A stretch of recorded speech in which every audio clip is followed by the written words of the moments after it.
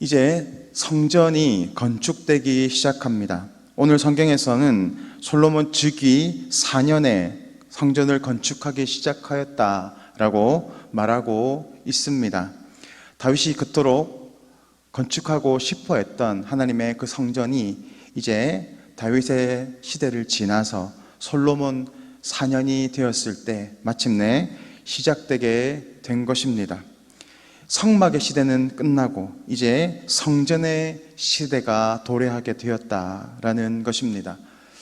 시대를 열어가시는 주체는 하나님이십니다. 그렇지만 그 시대를 열어가기 위해 사용하는 것은 바로 하나님의 사람들을 통하여서 일하신다는 것을 우리는 바라보아야 합니다. 아무리 인간이 지혜가 있고 능력이 있다 할지라도 하나님의 손에 붙들린 사람이 그 주인공이 될 수 있고 또 그 은혜와 영광을 누릴 수 있게 되는 것입니다. 다윗은 하나님의 성전을 사모하였고 또 그 성전을 짓기를 너무나 간절히 소망하였지만 하나님은 그에게 성전 건축을 허락하지 않으셨습니다. 한 알의 밀알이 떨어져서 죽을 때, 그리고 헌신하고 섬김으로 나아갈 때 그 헌신과 섬김을 통하여서 또 영광을 누리는 다음 세대가 있습니다.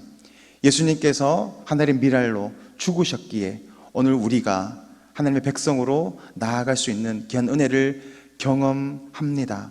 마찬가지로 누군가가 심어지고 또 누군가가 기도로 눈물로 섬겨 나아갈 때 다음 세대들이 살아나게 되는 것입니다. 다윗은 자신이 할 수 있는 모든 힘을 다해서 성전을 건축할 수 있는 재료들과 여건들을 다 마련해 놓았습니다. 그리고 그 영광을 누가 누립니까? 그의 아들 시대 솔로몬이 누리고 있습니다. 때때로 헌신하는 것, 또 내가 죽어지는 것은 참으로 소망이 없는 것처럼 보이고 비참하게 느껴질 수 있지만 그것이 결코 비참한 것이 아니라 오히려 더 영광스럽고 또 더 하나님의 은혜가 필요한 일인 줄 믿습니다. 그러므로 오늘도 우리가 눈물로 또 우리의 하나님의 나라를 위해서 또 우리 자녀들을 위해서 눈물로 또 섬김으로 심고 나아갈 때 우리 다음 세대들이 더 큰 영광 가운데 살아가게 될 줄 믿습니다. 솔로몬이 성전 건축을 시작하는 것은 4년째다라고 말하고 있습니다. 솔로몬은 그저 아버지 다윗이 한 것을 그냥 받아 누린 것이 아닙니다. 이 4년이라는 기간 동안 솔로몬은 바로 많은 것들을 준비하고 있었다라는 것입니다. 아무리 윗세대가 준비가 되어 있다 할지라도 다음 세대가 그것을 받아 누릴 실력이 있어야 합니다. 오늘 솔로몬은 약 3년 동안 목재와 또 돌과 역군 등 건축에 필요한 제반 시설들을 준비하는 시간을 가졌습니다. 그냥 받아 누린 것이 아니라 그 역시도 이 하나님의 성전을 건축하기 위해서 준비하였고 기도하고 예비하였던 시간들이 있었다라는 것을 우리는 기억해야 합니다. 그러므로 우리가 지금 이 시대에 우리의 믿음의 선배들이 믿음으로 또 생명을 바쳐서 이 신앙, 이 복음을 받아들였고 우리 역시도 우리의 할 수 있는 모든 힘과 역량을 다해서 하나님을 섬기며 나아가는 것처럼 우리의 다음 세대들 역시도 우리의 부모들의 신앙 또 우리 믿음의 선조들의 신앙을 잘 이어받기 위해서는 그들 자신도 이런 믿음의 실력이 있어야 한다라는 것입니다.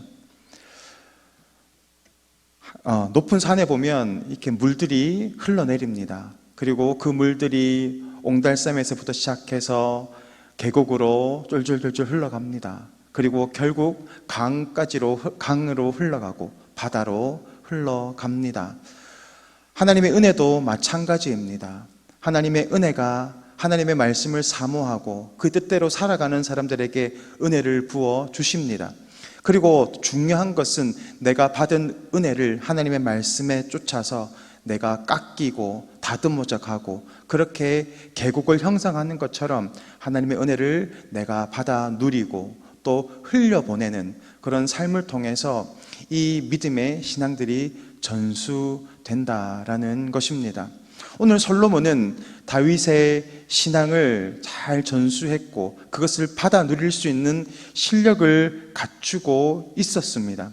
그래서 그 아버지가 준비했던 재료들 또 그런 제반 시선들을 잘 이용해서 하나님을 예배하는 새로운 성전의 시대를 열어갔고 자신의 그 영광을 누렸을 뿐만이 아니라 모든 백성들에게 그리고 이스라엘 이후에 이 백성들에게까지도 이 은혜가 흘러갈 수 있도록 하는 중요한 자리에 서 있었음을 우리는 바라보게 되는 것입니다.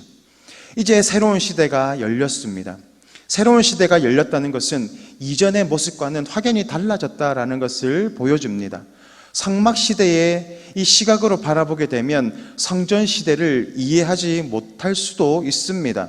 왜냐하면 성막의 이 규모부터도 틀리고 성막과 성전은 규모도 틀리지만 그 용도 자체도 많이 추가되는 부분들이 있기 때문에 그렇습니다.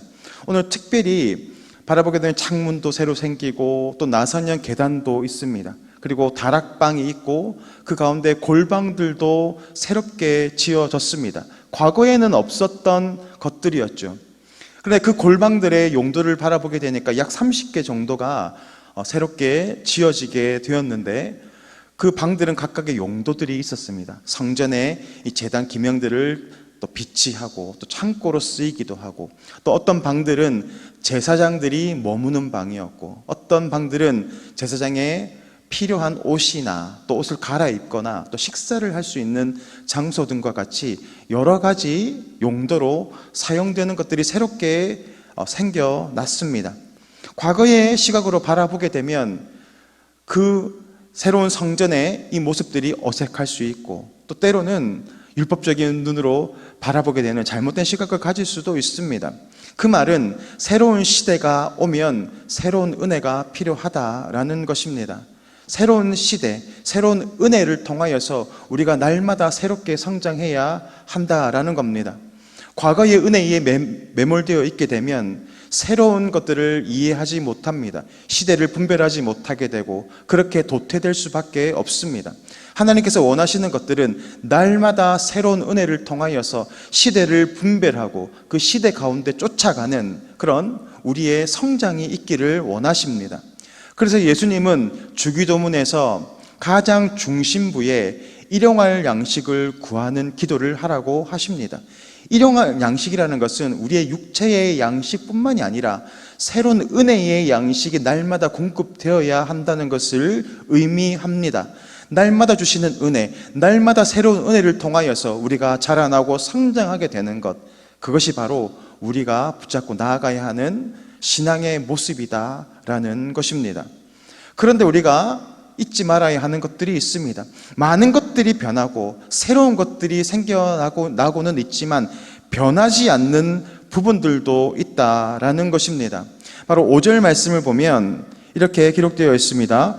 또 성전의 벽, 곧 성소와 지성소의 벽에 연합하여 들어가며 라는 부분입니다. 새로운 부속 건물들이 지어졌습니다. 그런데 그 새로운 부속 건물들이 연합되어 있고 붙어 있는 것이 바로 성소와 지성소의 벽이었습니다. 이 성소와 지성소의 벽은, 지성소라는 것은 하나님의 임재를 상징합니다. 그것은 곧 무엇을 의미하겠습니까? 우리가 놓치지 말아야 하는 것, 변하지 않는 것은 우리가 경배해야 하는 대상은 오직 하나님 한 분이시다라는 것입니다.